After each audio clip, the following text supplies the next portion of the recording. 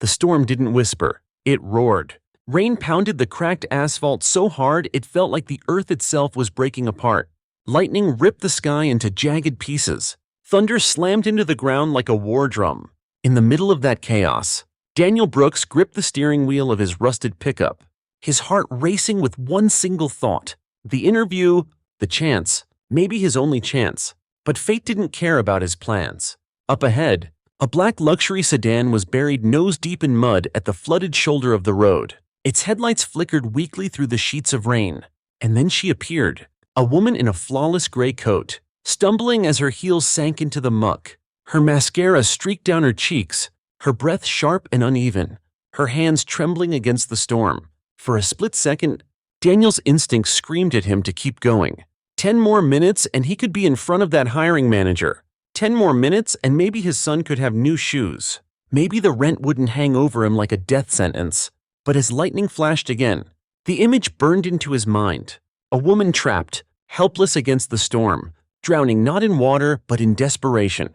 Daniel slammed the truck into park, his jaw clenched, his shirt already soaked, boots sinking into the flood. He stepped out. The interview could wait. Humanity couldn't. The woman's voice cracked through the storm. No, no, no. This can't be happening.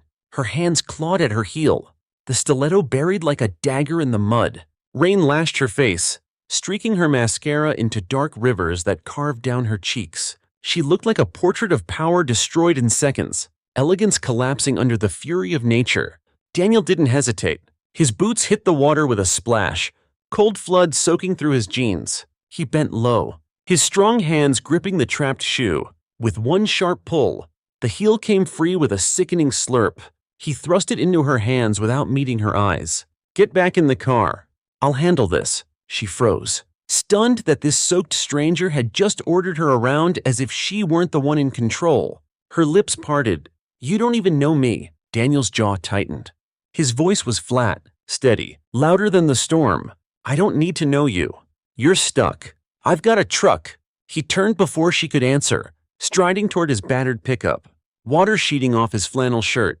She stared at his back, noticing the rust that ate at the edges of his vehicle, the dent in the bumper, the chains coiled neatly in the bed. Not a man of wealth, not a man of privilege, but a man who knew exactly what to do when the world went wrong. Moments later, the engine roared, coughing like an old soldier but refusing to die. He reversed, lined up the truck, then leapt down to hook the chain to her sedan's bumper.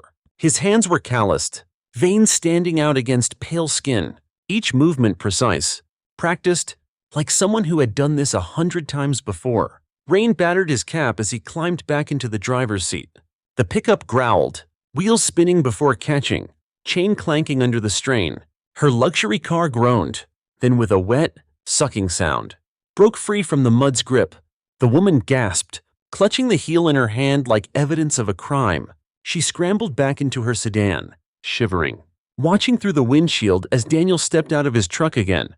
He unhooked the chain, tossed it into the bed, then turned and walked away without a word. Something inside her twisted, something she couldn't name. "Wait," she shouted, fumbling to roll down her window. He stopped but didn't look back. "You're drenched," she said, holding out a folded bill, her voice shaking more than she wanted it to. "Take this." For the first time, he looked at her. Water dripped from the brim of his cap, his eyes shadowed but burning with quiet fire. His jaw tightened. His chest heaved once. "Keep it," he said. The words were like stone. She blinked, confused. "Why?" His answer was barely more than a growl. "I'm already late." Late for what? Daniel's shoulders shifted, the weight of his world pressing down. He hesitated, just long enough for her to see the truth flicker in his eyes. A job interview? And then he turned, boots splashing through the water, each step pulling him further into the storm until his figure blurred into the curtain of rain. She sat frozen, the bill still in her trembling hand, her heart pounding louder than the thunder. He hadn't taken her money. He hadn't even waited for thanks. He had simply given and walked away. And somehow, that unsettled her more than the storm itself. Daniel's boots slapped against the wet pavement as he sprinted the last block. His shirt clung to his skin, soaked through, his breath ragged, his mind screaming that maybe, just maybe, he wasn't too late. The glass doors of the towering building loomed like gates to another world. A world where survival wasn't a daily war but a paycheck. Steady and safe, he shoved them open, dripping water onto the marble floor, his chest heaving. The lobby was pristine, gleaming, untouched by the storm outside. A receptionist sat behind a sleek white desk, her hair perfect, her nails clicking on the keyboard like a metronome. She barely looked up as he staggered forward. "I'm here for the 9 o'clock interview," Daniel said, his voice hoarse but steady. "Brooks." Daniel Brooks. Her eyes flicked to the clock on the wall. 9:52. She didn't sigh. She didn't frown. She just delivered the sentence like a bullet. "I'm sorry. Sir. The panel has already moved on to the next candidate. You'll need to reapply in 6 months. 6 months." The words hit harder than any storm. Daniel's throat tightened. "Please, just give me 5 minutes. I've been preparing for this for weeks. Just 5 minutes." Her smile was polite, empty, rehearsed. "I'm sorry, sir. The schedule is full. There's nothing I can do." Daniel's shoulders sagged as though the weight of his entire life had just doubled. 6 months. He couldn't make it 6 weeks. The rent was already overdue. His landlord had given him a warning. His son's sneakers had holes in the soles, the boy's little toes peeking out when he ran. The bills on the kitchen table weren't just paper anymore. They were wolves at the door. He swallowed hard, the taste of defeat bitter on his tongue. "Thank you for your time," he whispered, the words breaking as they left his lips. The receptionist was already back to her keyboard, typing, her attention erased from him as though he'd never stood there at all.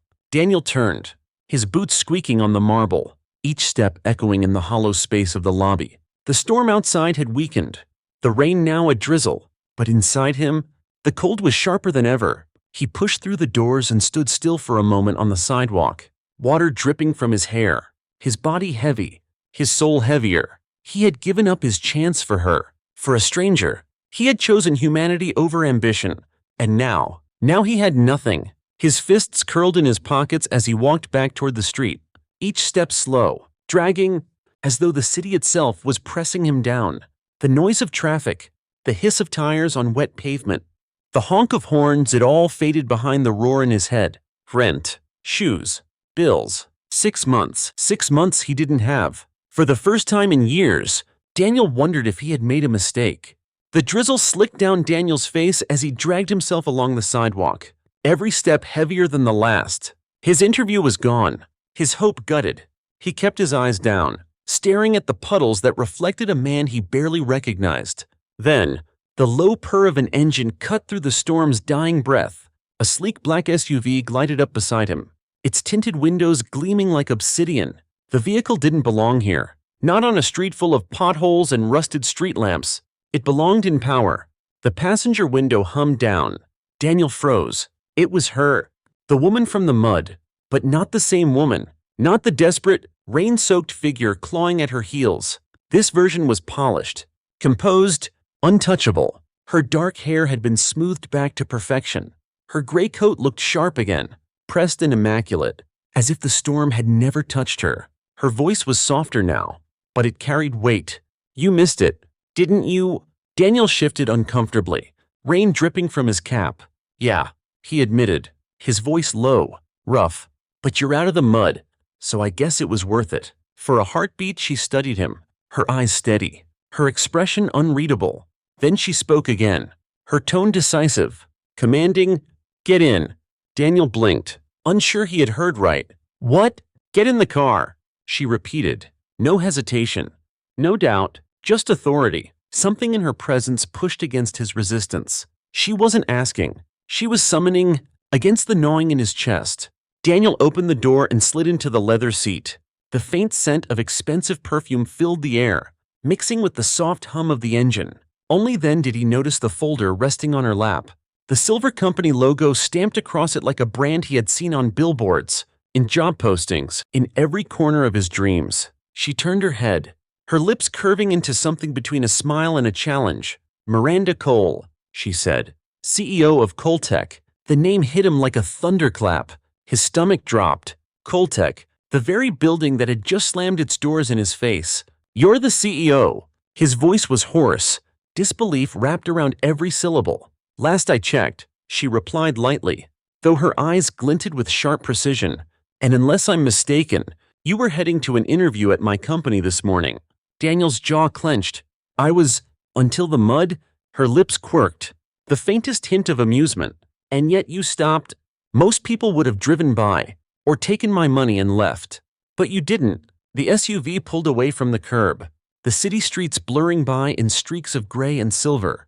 Daniel's pulse pounded in his ears. The storm outside was nothing compared to the storm inside him. He had lost everything that morning. And now, by some impossible twist, he was sitting next to the woman who owned the very empire he had tried and failed to enter. The SUV hummed quietly as it carved through the rain-slick streets, the city blurring by in silver streaks. Daniel sat stiff in the leather seat, water dripping from his clothes onto the pristine floor mat.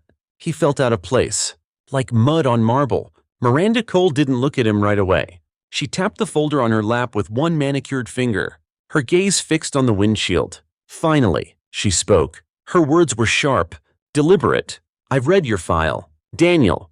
His head jerked slightly. My file. She turned to him, eyes steady, voice calm but heavy as stone. Yes, your resume came across my desk weeks ago.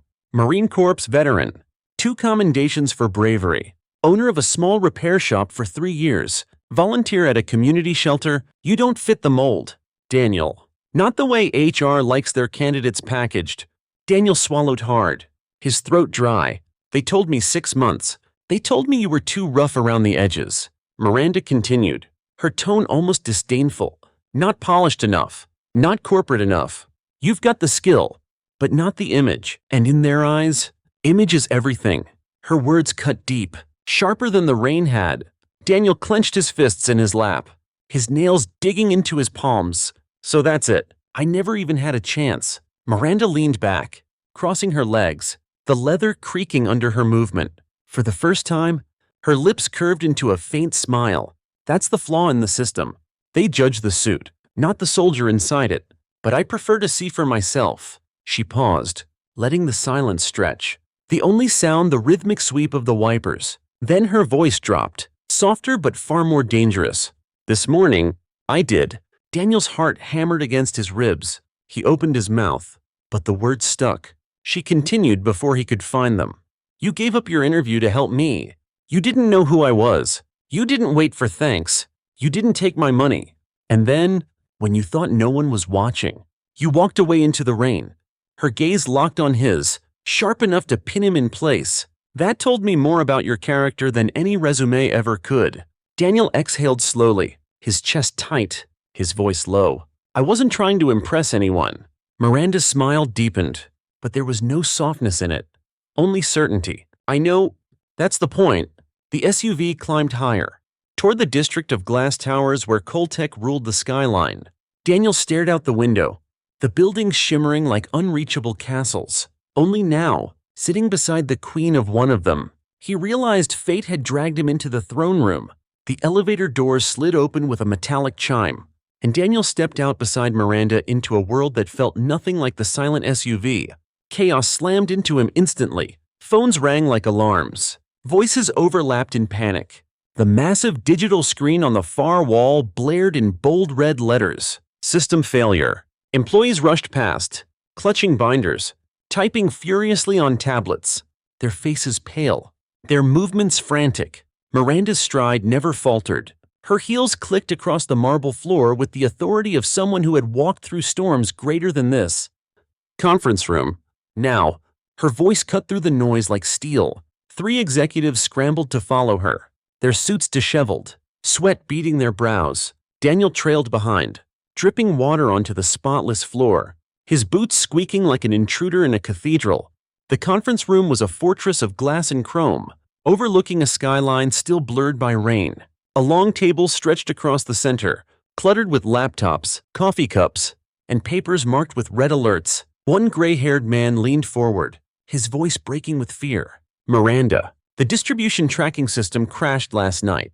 We have shipments in 6 states unaccounted for. If we do not restore it today, penalties could reach tens of millions. Another executive added grimly, 3 of our biggest clients already called. They are threatening to terminate contracts. Miranda lowered herself into the head chair, her expression composed but sharp. Then fix it. The gray-haired man swallowed hard. Our IT lead says it could take a week, maybe longer. A silence hung heavy in the room, thicker than the storm clouds outside. Daniel stood at the far end of the table, staring at the diagram spread across its surface. Numbers, charts, schematics. His brow furrowed. Something in the chaos looked familiar. This, he murmured under his breath. The room turned toward him, most of them only now realizing he was even there. Miranda's eyes narrowed slightly. You know it. Daniel stepped closer, his hand brushing across the diagrams. I have seen systems like this in the Marines. We used similar dashboards for supply drops. Later, I used smaller versions for parts distribution in my repair shop. The younger executive scoffed, shaking his head. And you figured this out by glancing at it. Daniel ignored the tone, his eyes tracing the data streams. Your servers aren't down. They are misaligned, like puzzle pieces. All the right shapes, but assembled into the wrong picture. That is why nothing matches. Why shipments look lost when they are not. The room went silent. Even the clicking keyboards outside seemed to fade. Miranda's gaze locked onto him, curiosity and calculation flickering in her sharp eyes. Show me. Daniel rolled up his sleeves, water dripping from his cuffs. He sat down in front of one of the laptops, his fingers moving with surprising speed. He bypassed the glossy interface, cutting straight into raw diagnostic logs. Lines of code streamed across the screen, error messages blinking like distressed heartbeats. He worked with the focus of a soldier under fire, his breathing steady, his mind cutting through the noise. To him, the problem was not complicated. It was rhythm. The system was out of sync, each server running the right task at the wrong moment. He began realigning data streams, rerouting pathways, forcing the scattered pieces to fit back into a whole. Minutes ticked by, the tension in the room suffocating. The executives whispered to one another, doubt etched on their faces. But Miranda did not move. She leaned back in her chair, eyes fixed on Daniel like a hawk watching prey and potential all at once. Then, with a final keystroke, the massive red warning on the wall blinked. For a breathless second, nothing happened. Then the words vanished, replaced by a green banner pulsing across the screen. System restored. The gray-haired executive exhaled as if he had been holding his breath for hours. How did you do that? That should have taken days. Daniel leaned back, closing the laptop slowly. It took 40 minutes. Because you were looking for the problem in the wrong place. You thought the pieces were missing. They weren't. They were just turned the wrong way. The younger executive who had mocked him stared in stunned silence. Another clutched Daniel's hand like he had just saved them from a burning building. Murmurs rose around the table. Astonishment, relief, disbelief. Miranda rose from her chair, her movements calm, precise, but her eyes burned with something fierce as they fixed on Daniel. A faint smile touched her lips. Mr. Brooks, she said quietly, but everyone in the room heard her. You may have just saved Coltech. Daniel sat there, still dripping rainwater, his chest heaving, his heart hammering. He had walked into the building as a failure, a man shut out by the system, and in less than an hour, he had turned into the man who pulled one of the largest companies in the city out of the fire. Daniel's fingers flew over the keyboard, ignoring the polished interface the others had been drowning in for hours. He dug straight into the raw code, line after line, flashing across the screen like a battlefield of numbers and commands. The room was silent except for the relentless tapping of keys. Every eye locked on him. The outsider. The man who was never supposed to be here. Minutes stretched like hours. Sweat trickled down the foreheads of the executives who hovered nearby. They whispered doubts to each other. But Daniel blocked them out. To him, this was not chaos. It was rhythm. He could feel the heartbeat of the system. Out of sync but not broken. He aligned streams, redirected pathways, forced order into the mess. His focus was absolute, his breathing steady, his jaw clenched tight. It was the same calm he had carried in combat zones, the same clarity he had found when everything else was collapsing around him. Then, with one final keystroke, the massive red warning on the wall blinked, a beat of silence, then another. Suddenly the words vanished, replaced by a green banner that pulsed across the entire screen. System restored. The room erupted. Gasps, murmurs, disbelief. The gray-haired executive gripped the edge of the table, his voice breaking. It is back. Dear God, it is back. Another manager nearly collapsed into a chair, shaking his head. That should have taken days. How did you do it? Daniel leaned back slowly, water still dripping from his sleeves. His voice was calm, almost weary. It took 40 minutes, because you were searching for something missing. Nothing was missing. The pieces were there, just placed the wrong way. The younger executive who had mocked him earlier stood frozen, unable to speak. Others surged forward, one clapping Daniel on the back, another muttering with awe. We need him on payroll yesterday. For a long moment, Miranda did not move. She remained seated at the head of the table, her sharp gaze locked on Daniel as if she were reading more than the code he had just repaired. Then, finally, she rose.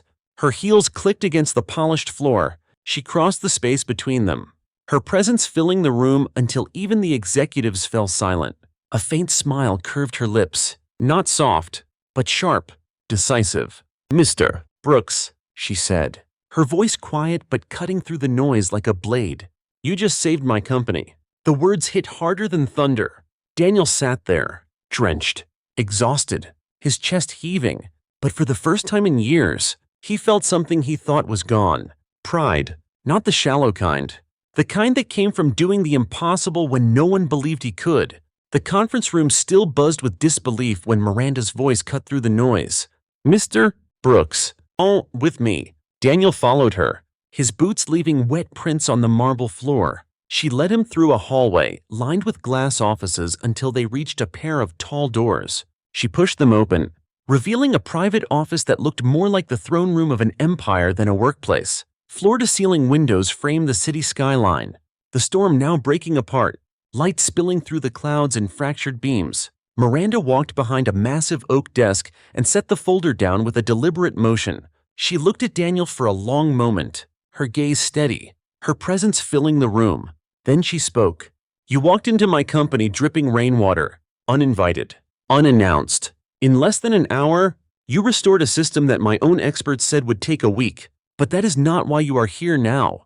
Daniel shifted, uneasy, his hands still damp, his shirt clinging to his skin.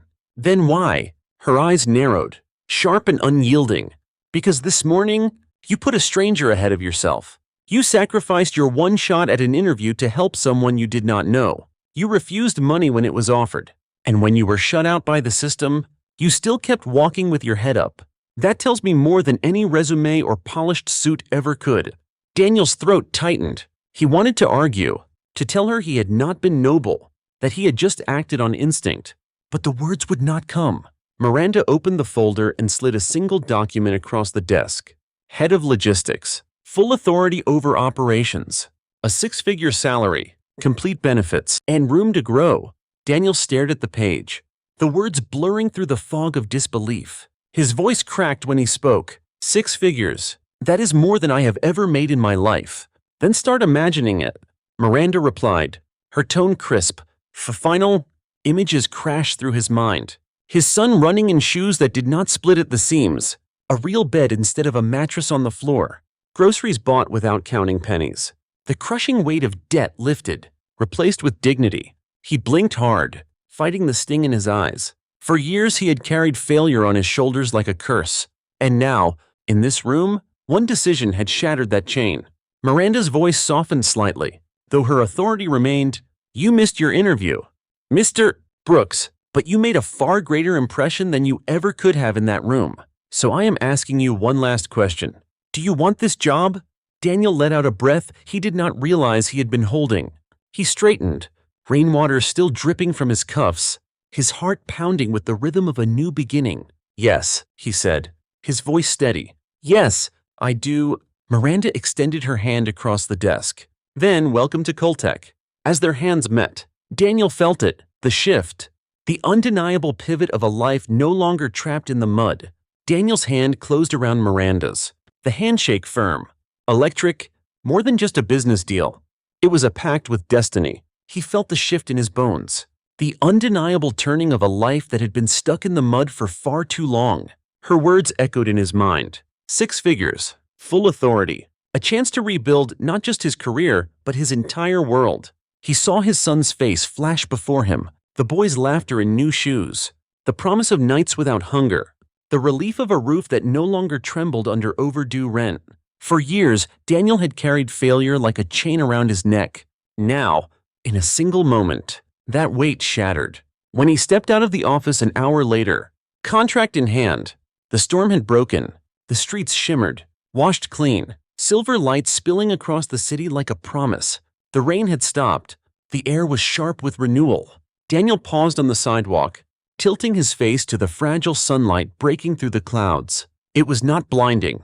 It was gentle, tentative, like hope itself. He inhaled deeply, letting the air fill him, grounding him in this new beginning. For the first time in years, he was not thinking about survival. He was thinking about the future. From a stormy road to the heart of a corporate empire, Daniel's story proves how a single act of kindness can rewrite a life. He lost his interview but gained a destiny. If this tale of sacrifice, resilience, and redemption touched you, don't just leave. Be part of our journey. Hit like to support, share this story to inspire others, and subscribe so you never miss more powerful, life-changing stories like this one. Your engagement keeps us going.